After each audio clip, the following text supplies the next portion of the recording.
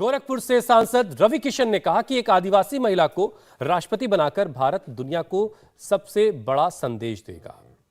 ऐतिहासिक जीत होगी। पूरे विश्व के ट्राइबल समाज को एक बहुत बड़ा संदेशा जाने वाला है। सिर्फ भारत के लिए संदेशा नहीं, पूरे विश्व के ट्राइबल्स, पूरे वर्ल्ड में ट्राइबल हैं इस धरती पर, ये उनके लिए आज संदेशा है। सिर्फ भारत का संदेशा नहीं है। और आज देखिएगा इस सारी विपक्ष भी आज हम लोगों के सपोर्ट में होंगे और सबने मन बनाया है सिर्फ द्रौपदी जी चाहिए। तो आज राष्ट्रपति पद के लिए चुनाव हो रहा है और वोटिंग का सिलसिला लगातार जारी है। तमाम राज्यों की विधानसभाओं में वोट डाले जा रहे हैं। राष्ट्रपति पद के लिए विधायक और सांसद सभी वोट करते हैं, लेकिन अब आने वाले वक्त में जिसका नॉमिनेशन आज उपराष्ट्रपति पद के लिए शुरू हुआ है उसमें सिर्फ राज्यसभा और लोकसभा के सांसद वोट करेंगे। लेकिन आज राष्ट्रपति देश का चुना जा रहा है, उसके लिए वोटिंग हो रही है। एनडीए की तरफ से द्रौपदी मुर्मू है उम्मीदवार के तौर पर और विपक्ष ने अपने साझा उम्मीदवार के तौर पर यशवंत सिन्हा को मैदान में उतारा है। लेकिन जो टोटल वैल्यू जो है वोट की, वो द्रौपदी मुर्मू के पक्ष में मजबूत दिखाई दे रही है और जबकि यशवंत सिन्हा के खाते में वोट वैल्यू जो है वो कम जा रही है। इस वजह से ये माना जा रहा है कि ये आज की जो वोटिंग है एक औपचारिकता मात्र है और द्रौपदी मुर्मू ही अगली राष्ट्रपति देश की होंगी। ये उस वक्त की तस्वीरें हैं जब प्रधानमंत्री नरेंद्र मोदी अपना वोट डालने के लिए पहुंचे थे।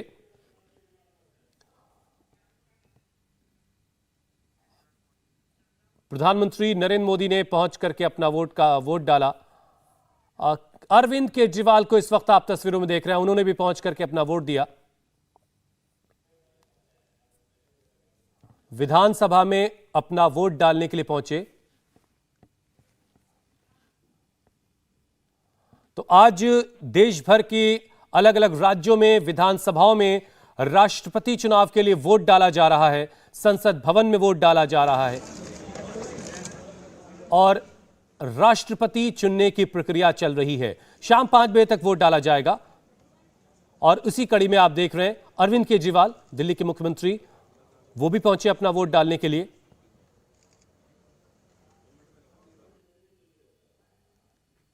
और ये वोटिंग जो है बैलेट पेपर के जरिए हो रही है।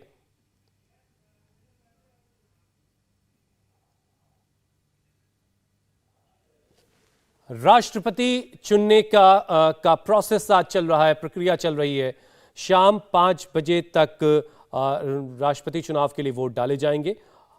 हमारे संवाददाता देवेंद्र पराशर इस पर और ज्यादा अपडेट के लिए हमारे साथ जुड़ चुके हैं। देवेंद्र, हम हर तरफ से तस्वीरें देख रहे हैं, अलग अलग राज्यों की विधानसभाओं में भी जबरदस्त वोटिंग हो रही है।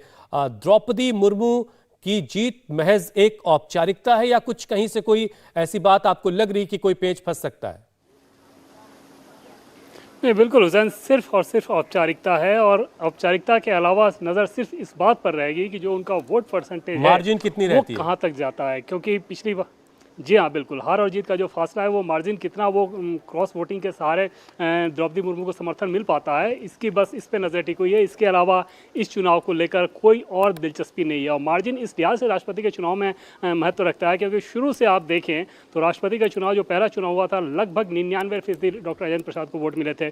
1970 के बाद के दशकों में आप देखें तो रामनाथ कोविंद के लिए जो पिछला चुनाव था वो हालांकि उन्होंने 65% के आसपास 65% से ज़्यादा वोट मिले थे, बावजूद इसके वो पिछले 3-4 दशकों में सबसे कम वोट था। उनसे कम वोट पूरे राष्ट्रपति के चुनाव के इतिहास में सिर्फ 2 ही लोगों को मिले थे, वीवी गिरी और फखरुद्दीन अली को।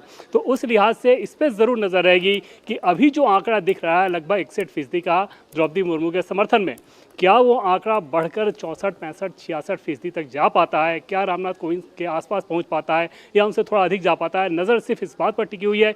जो एनडीए के रणनीतिकार हैं जिन्होंने पूरे राष्ट्रपति चुनाव को लेकर जो एक कमेटी बनाई गई थी और पूरे देश भर में जब द्रौपदी मुर्मू घूम रही थी तो उस कैंपेन का संचालन कर रही थी जो कमेटी, उस कमेटी से जुड़े हुए सोर्सेज का ये कहना है कि वो ये उम्मीद कर रहे हैं वो लोग कि लगभग 2/3 वोट द्रौपदी मुर्मू को मिलेगा। उस हिसाब से 2/3 के हिसाब से अगर परसेंटेज के टर्म में समझे तो जाहिर तौर पर 65 या 66% के आसपास वो लोग उम्मीद कर रहे हैं।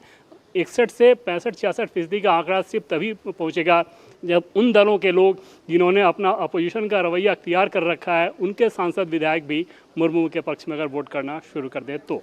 देवेंद्र, लेकिन एक बड़ी खूबसूरत सी बात इस बार ये भी दिखाई दे रही है, ये लोकतंत्र की खूबसूरती है कि शिवसेना एक तरफ द्रौपदी मुर्मू के साथ है राष्ट्रपति चुनाव के वक्त में, तो उपराष्ट्रपति को लेकर के एनडीए के कैंडिडेट के खिलाफ है। ये एक अलग तरह की खूबसूरती दिखाई दे रही है।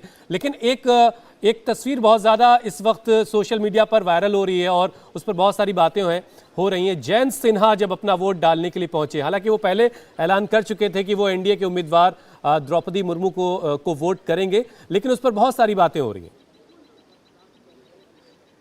जी हाँ, निश्चित तौर पर जयंत सिन्हा केस पहले भी आप देखें तो हमेशा से इस बात को लेकर पार्टी के भीतर, पार्टी के कॉरिडोर में चर्चाएं होते रहती हैं कि किस प्रकार से बाप ने एकदम से विरोध का रवैया अख्तियार कर रखा है। जब वो बीजेपी में यशवंत सिन्हा थे तब भी, और उसके बाद तो लगातार वो मुखालफत करते ही रहे हैं। दूसरी तरफ जयंत सिन्हा पहले मंत्री भी थे, हालांकि अब वो मंत्री नहीं है, सिर्फ सांसद हैं, लेकिन पार्टी के अनुशासित कार्यकर्ता की तरह पेश आते हैं।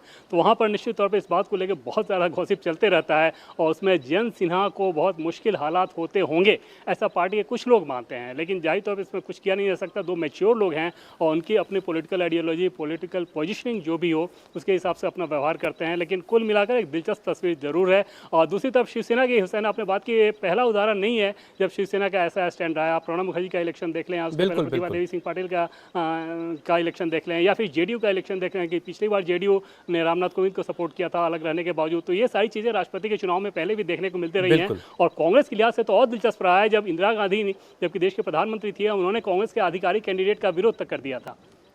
इंडिया टीवी हर वक्त हर जगह डाउनलोड करने के लिए सर्च करें India TV news Google play store या ऐप स्टोर पर।